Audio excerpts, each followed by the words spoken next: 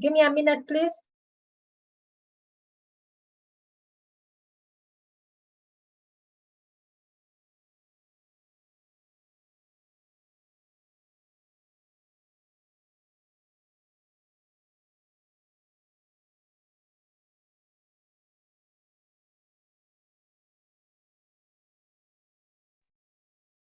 So I hope my screen is visible. Yes, it is. Okay, so let's get on with it. So the father of the theory of virtue is Aristotle, one of those philosophers before Christianity in Greece. So question is, what is virtue ethics? We've heard of the term virtue. You say someone is virtuous, so and so is virtuous, or things like that. So when we refer to virtuousness or virtue, we're referring to goodness or rightness. Goodness or rightness. So it is seeing some good character or habit in an individual. Yeah, seeing some goodness or virtue or goodness or rightness about somebody. So according to Aristotle, this is how we attain happiness, by cultivating both an intellectual or moral virtue. So as we shall discuss virtue ethics, we'll see if you notice goodness in someone. For example, if you notice somebody is particular excels maybe in a certain profession,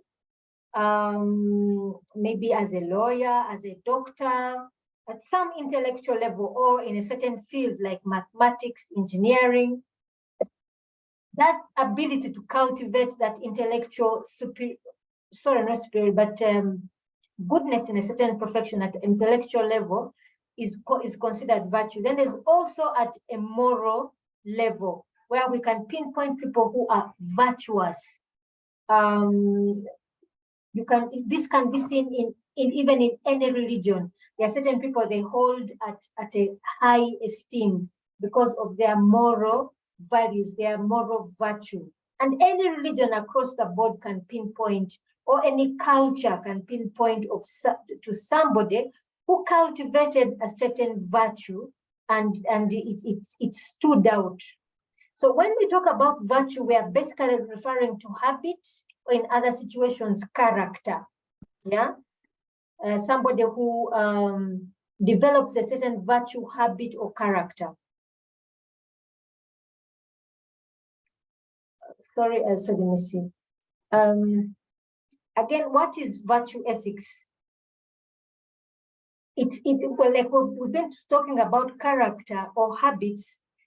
We realize that when we repeatedly do something, it becomes a habit, and then it eventually forms your character. Repeatedly doing something, and especially doing something out of excellence.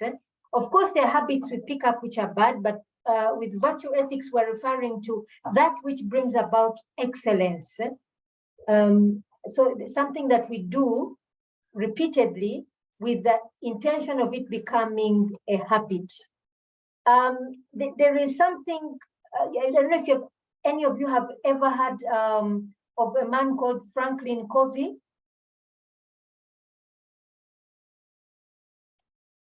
Yes. Yes, he wrote based on what he called the 7 habits. They say the 7 habits of highly effective people, 7 habits of highly effective teenagers, 7 habits of effective managers. He basically looks at 7 habits which when an individual in whatever line of life they are in, once they continuously cultivate these habits, they become effective at what they are doing. And if you've heard that, if you hear his history, he basically these were based on biblical principles. So, and right now I have one of my sisters is involved in a consultancy which uses these habits to train different human resources to see how they can become effective. So essentially, they are looking at individuals who are becoming more effective by developing good habits. So these are basically, this is essentially what Aristotle and others like Plato were basically pointing to.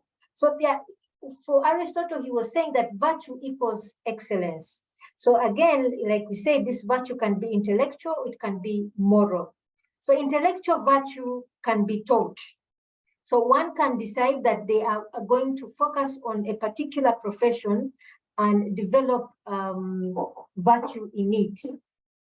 And we can see even certain societies have picked this up, and they've taken it on. For example, if you look at the Chinese society, which looks at excellence in academia and technology and so on and so forth. Japan as well, when they came out to be technology giants, they basically looked at that. So you can say a good person succeeds at a rational activity. So one of the things that Aristotle based on is that you can reason your way into virtue. When you see the goodness of something, you decide to follow it intently out of reason. Then you have moral virtue, which is acquired through excellent habits. Yeah, so excellent habits. So if you look at most of the world religions, for example, Buddhism, which looks at the monks who take vows of poverty, vows of chastity, and they have moments of silence when they sit and meditate. And this can be translated into other religions as well, be it Islam, Christianity, and so on and so forth. You develop excellent habits, and this develop into moral virtue. So we become good by doing good things. Yeah, we become good by doing good things. And even then, when you go back to the Bible, it actually supports some of these things. Where you see, for example, Saint Paul, who says, "I'll show you my faith by my works. By continuously doing my works, I'm demonstrating my faith." So works of what? Works of mercy, works of compassion, kindness, generosity, and so on and so forth. So we have a hand raised. Yes, Lamek, you have a contribution? No, I was just saying, Just give me a minute. Is that statement correct? Do we become good by doing good? You can do good just with the different motives. I don't think you can become good by doing good. I'm thinking. Sorry, give me a minute here, please.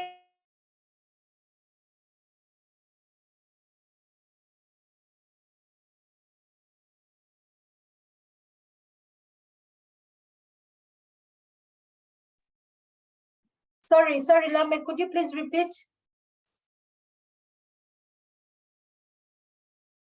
I was looking at that statement which says that we become good by doing good.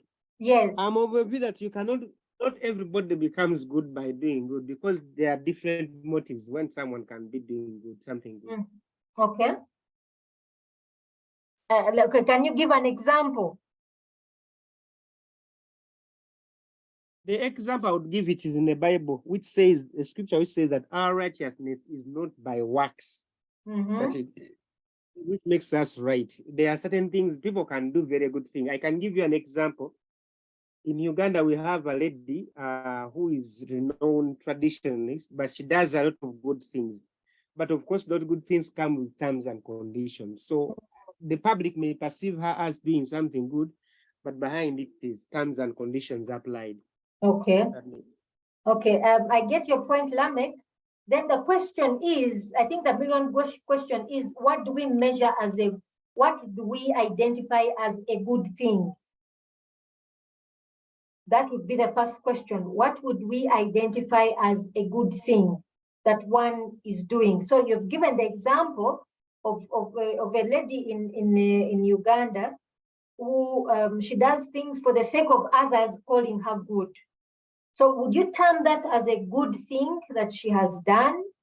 Or would it be, can it be judged or defined as good if it is done for the sake of other people's appearances? Remember, what we're looking at is for an individual, this is an individual, not a group of people, an individual developing a virtue. So what we are referring to is something developing. Now you look at things like habits or character.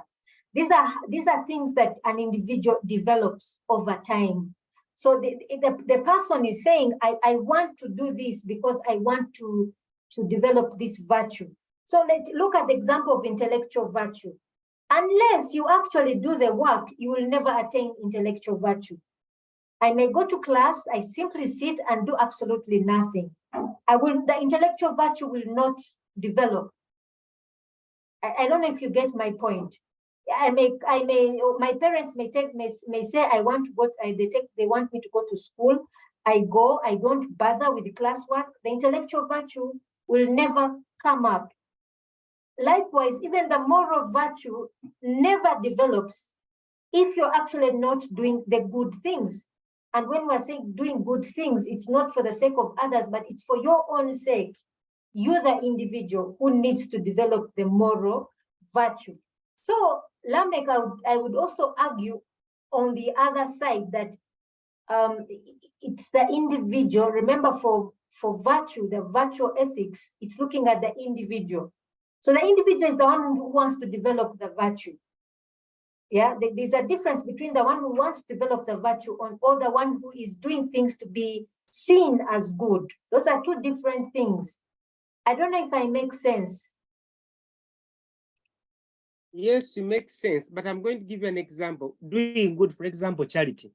Charity, you do something and you don't, there's no give back or something personal gain. This is just something out of it.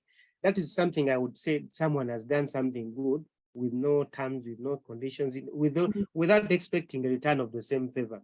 You do it naturally.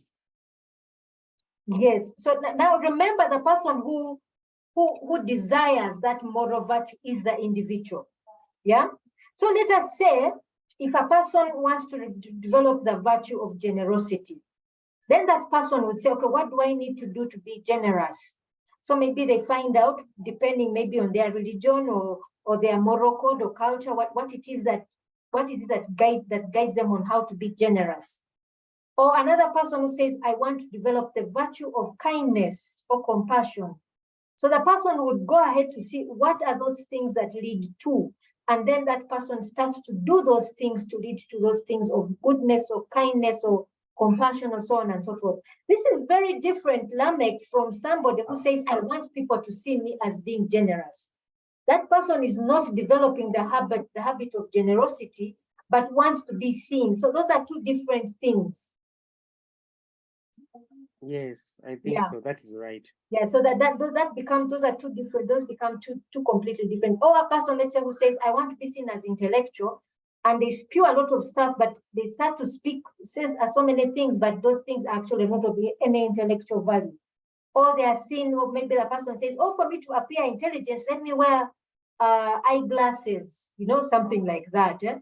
Or let me purport that I am a PhD holder. They pass themselves as PhD holders, but they are actually not PhD holders.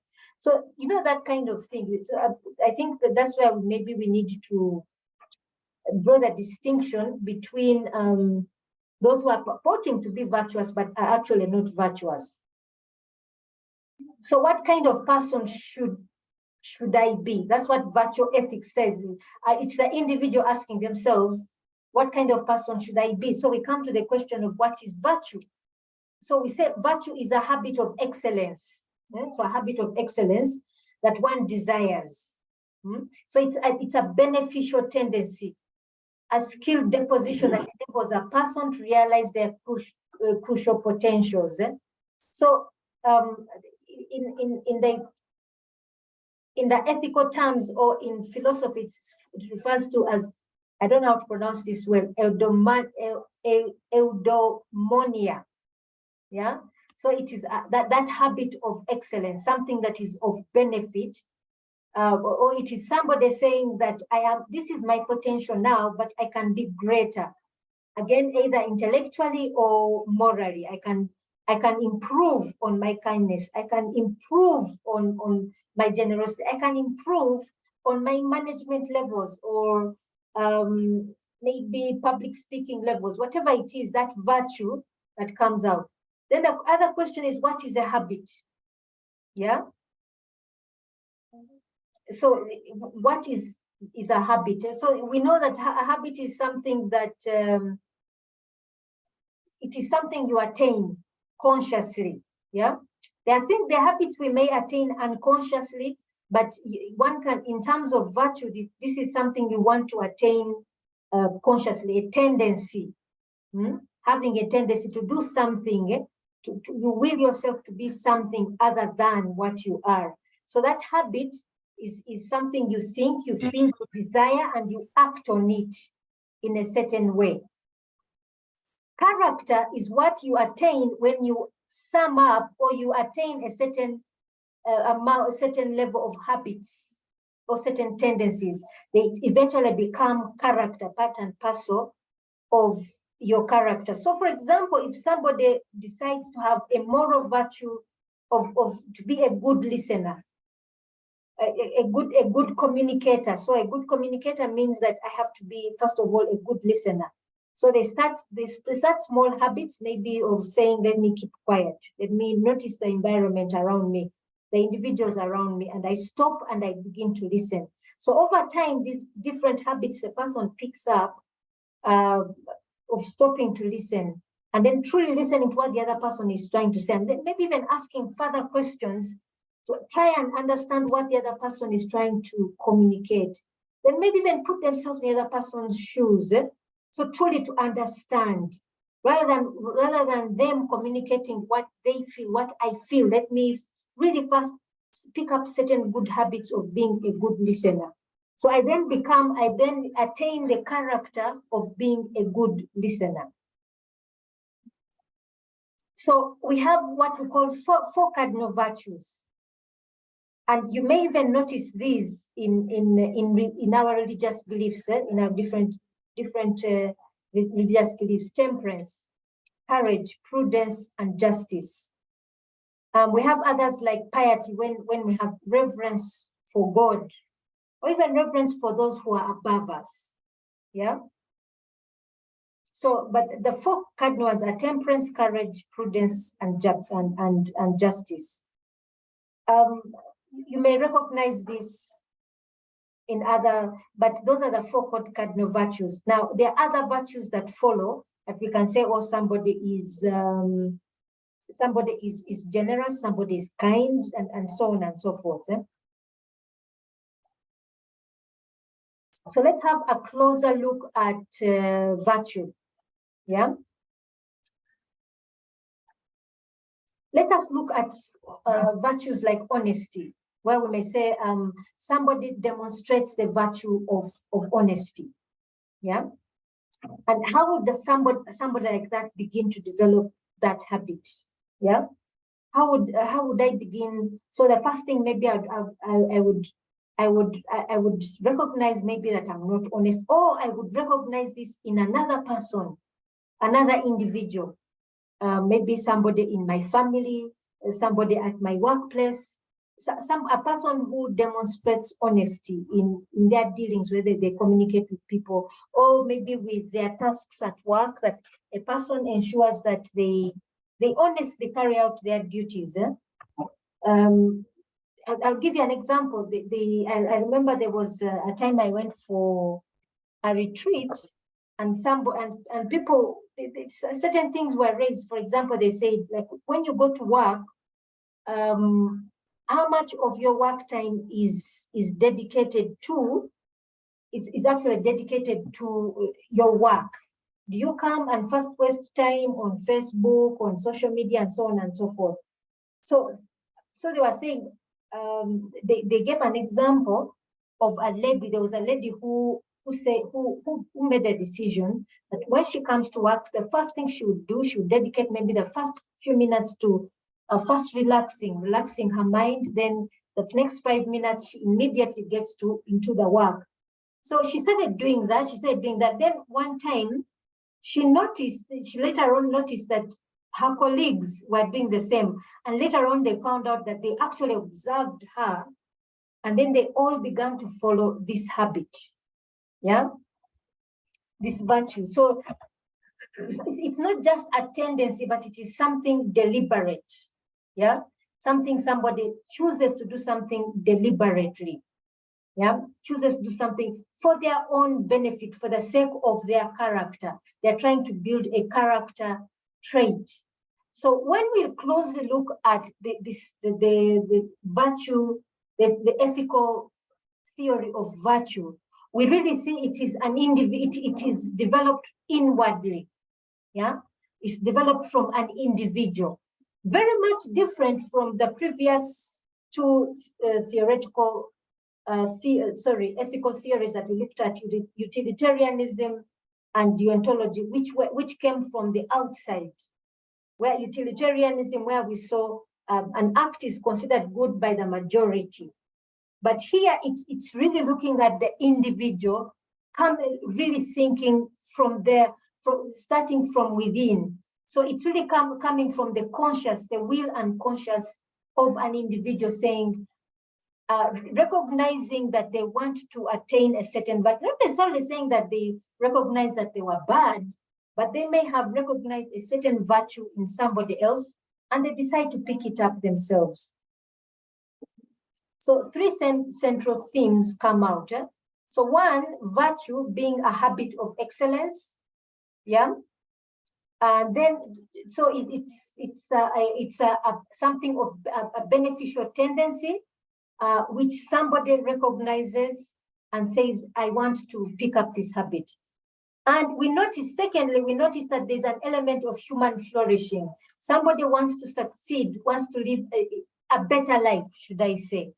So basing on that, the person says, I wish to pick up this habit. So the third is practical wisdom. How do I get to this point?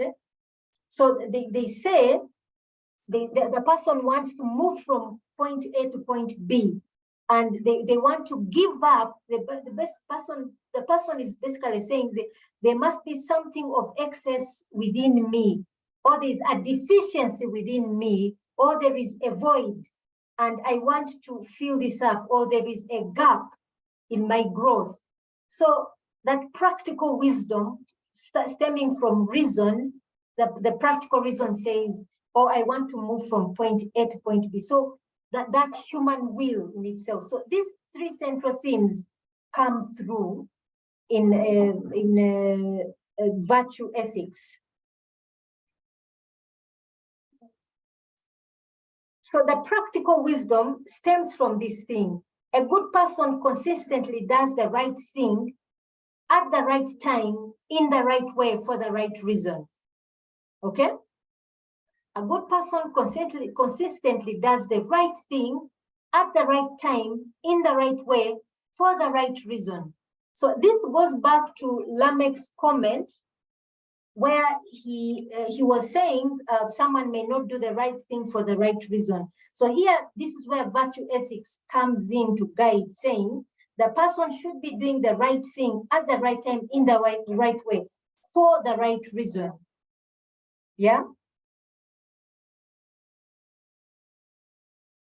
So they said there is no rule for becoming good, or for distinguishing good from bad, or right from wrong. So it's what the theory of virtue, the theory of virtue ethics is saying. It really comes from within the person. A person's ability to draw the right distinctions and tell right from wrong. So this one presupposes that somebody's conscience has already been informed. Yeah. It assumes that somebody's conscience has already been formed. So a person can basically make a judgment on what is right or what is wrong. tell what is right or wrong, or they may say, I have this habit, and they say, I really don't like this habit. So it basically draws on what we refer to as the natural law. Yeah, what is the natural law? We shall later on see in our discussions if truly this is possible. Sorry, the mouse is a little bit erratic. So let me see if I can go back. Okay. So within, we have what we call the golden mean. So in this, we are saying one person is drawing away from what is considered bad, what he or himself considers bad, and goes on to good. So look at the virtue of courage. Yeah, the virtue of courage. For one to desire the virtue of courage, there must be a deficiency that one recognizes cowardice. Yeah, and for one to recognize this cowardice, there must have been some kind of danger that has been identified. The excess in cowardice, the action in cowardice is rashness. When one decides to maybe quickly take a decision in a moment of danger. But courage, on the other hand, is to face that danger head on, or maybe with rationality, but to face that danger. So this is where the golden mean comes in, to demonstrate that one is growing in virtue. There is that sphere. It starts with the specific context, where the desire to recognize that I have a good or bad habit. So recognize whether I am a coward or there's cowardice that exists in me, and even recognize that my actions which are wrong, which should be considered bad, I can recognize them, and then I go ahead to practice the virtue of courage. Maybe begin to withdraw from making rash decisions in moments of fear, for example. And you can go on with all these other virtues that we see here, the different virtues that are demonstrated. Do you have any questions so far or comments?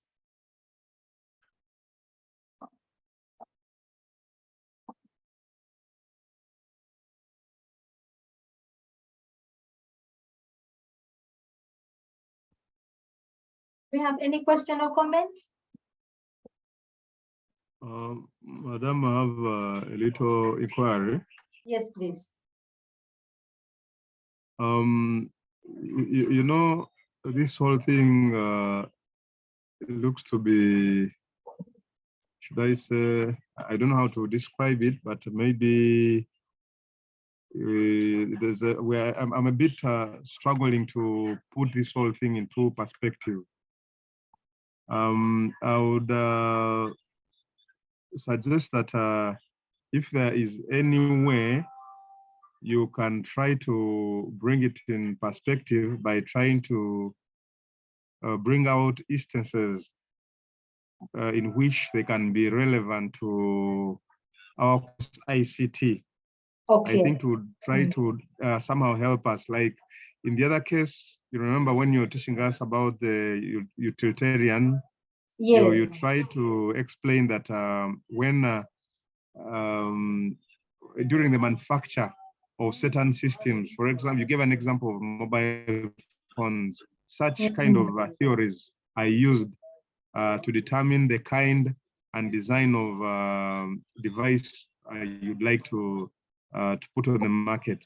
So as far as these are concerned, the ones that you're trying to explain, is there any way you could put them into perspective, as was the case in the previous theories? Okay. Thank you. Okay, thank you. Thank you, Giles, for that question. Ogola, you have a comment or question? Yes, Doctor, just briefly, I was also a bit baffled, but I just want to try to maybe just to try to address what Giles is talking about. For example, putting into perspective what you've just taken us through now, it is practical today and if I try to relate it to technology, today, because of the high, of course, the social media and everything that is out there, we are seeing that there is a lot of distraction. There is a lot of interruption of the workforce. Staff are in offices, and someone is looking at a PC, and on his palm is also his Facebook. And of course, this impacts their productivity. So you could want to maybe develop, maybe push a virtue or push a character where staff during work hours should not be accessing should not be using their social media platforms per se.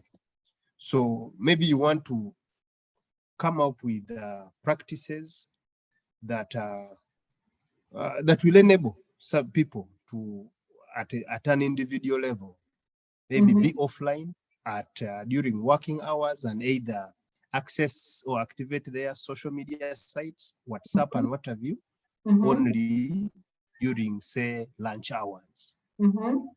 I think trying to pull into perspective what you've gone, what you've so far taken us through, I think you could. That is one of the examples where you can pull this in the technology areas. Okay, thank you, Ogola. I think I saw some other hands up. No, Lamek, you had a comment or no? I think to add on to Joel, what I can bring to him, if you look at the shame, and then there's the wrong sphere, which is wrongdoing, there's virtue. Of course, we are trying to put in what we do every day. I can give an example. At our organization, YouTube is blocked up to 5 p.m. because people were actually misusing it. They were coming in the morning. You would think someone is actually busy doing the work, but they are doing something else. So it's the virtue in it. That's where it comes in. So this you have to relate this to our normal life, regardless of where ICT. Thank you, Lamek. There are other things I think which we could look at, like kindness, for example. When we are using ICT, as we communicate, one of the disadvantages with ICT is that when you're communicating, you don't see the person you're talking to face to face. Okay, so one of the things that is emphasized is when one is communicating online, they should remember that they are talking to a person on the other side that they don't necessarily see. And one of the things we may tend to forget is to practice kindness as we communicate. Now, I think Ogola even gave an example. There are certain things you can put just to ensure that people are a little bit kinder.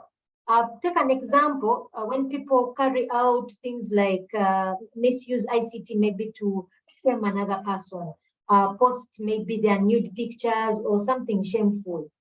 And you as ICT say, no, we are going to hold anything like that, so that we ensure that there is no insult. You don't insult another person, or things like that. Or when you put up things like computer misuse acts, the way you should, if you use our network to do ABCD, in a sense, you're kind of enforcing a virtue of respect towards others, a virtue of respect for the equipment that you're using at the workplace. So here you're seeing the virtues coming in, to treat another person with respect. You're kind of enforcing it in one way or another. You're kind of enforcing it, but also on the other hand, Giles, also note that as much as you may do something to enforce something, also the ethics we are learning, Giles, isn't just to enforce codes of conduct. but also to help us as individuals in our workplaces to pick up certain habits. So take an example, Giles. If one of you decides that, oh, I want to become excellent at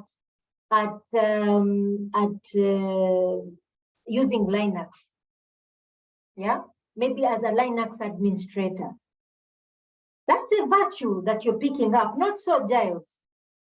Oh, yes, yes. If another person says that I want to become certified, maybe in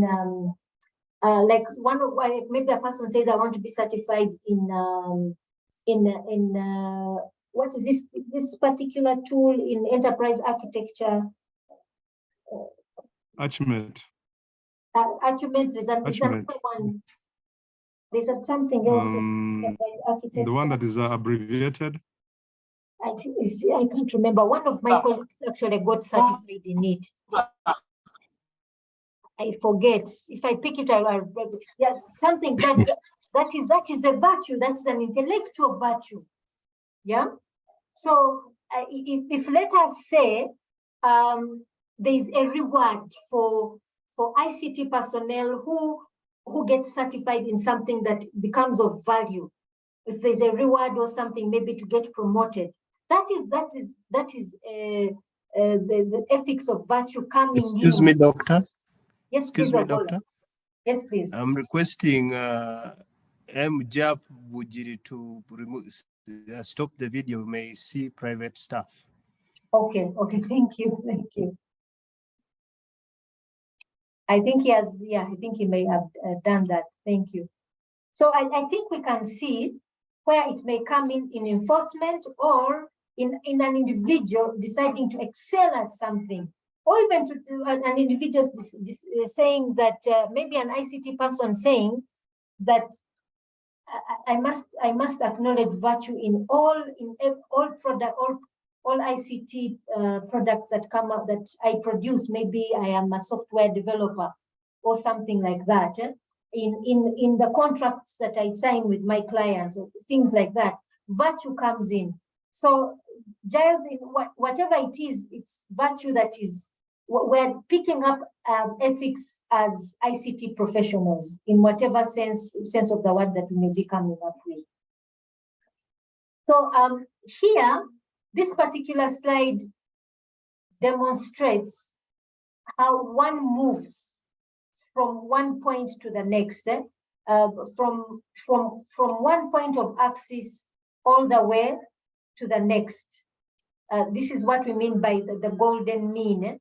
When one recognizes at the level at which they may begin, someone may begin from a vice, maybe rashness, which points to cowardice, and then the person moves to courage, and all the way up where it becomes part and parcel of their character. So that's what we mean by the golden mean, when somebody moves from one degree to the next, from whatever level it may start. So when we say virtue as a mean, we say we have a desire of the right circumstances in the right way. You have a desire to move from point A to point B. So here practical wisdom or reason is what comes in, where an individual reasons, maybe looks at, for example, at corporate level, for example, like Ogola gave us example, you may look at corporate level or at an individual level, and then says, I want to move from this point to the next. And then they say, I must learn what is right. Yeah, I must learn what is right. So again, it could be from the moral virtue or the intellectual virtue. I am not good at Linux. Let me learn. Let me move from this point to the next. I remember, actually, this is a practical thing, a practical example I can give you. I've told you several times, I've given you example several times that I'm on a board of a local tea factory in Kienjojo. Now, I remember at one particular board meeting, we were talking about positions that were meant to be filled. Now, in this factory, there is one ICT personnel, just one, one ICT personnel, but consistently when I got on the board, I kept noticing and I kept pointing it out that the ICT personnel is being misused. For example, you would hear things like, the general manager would say, oh, I really like our ICT guy. He's very quick to post to allot our teas on the Mombasa. There was the Ugandan teas are sold at the Mombasa auction site.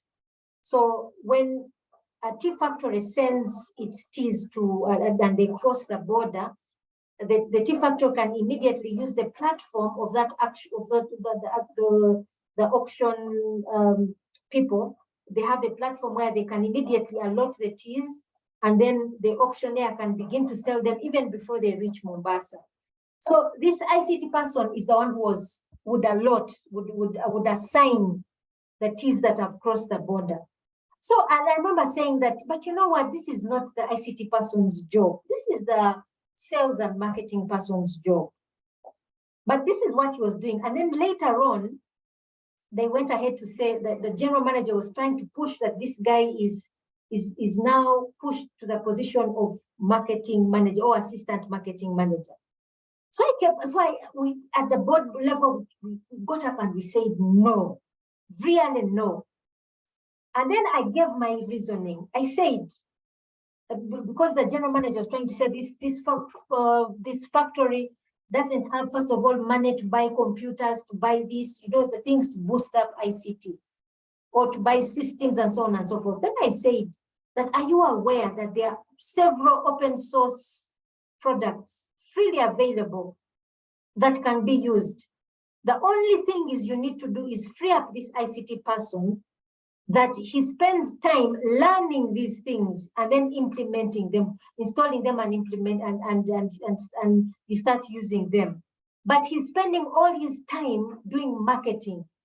Even actually in board meetings, this young man was the one presenting marketing figures. But not once did he take time to learn the simple solutions that could be used for this factor that were not necessarily didn't necessarily have a price tag to them. So in other words, he didn't have time to learn what was right as the ICT person. So that was an intellectual virtue that he was failing to pick up, simply because he was not doing the right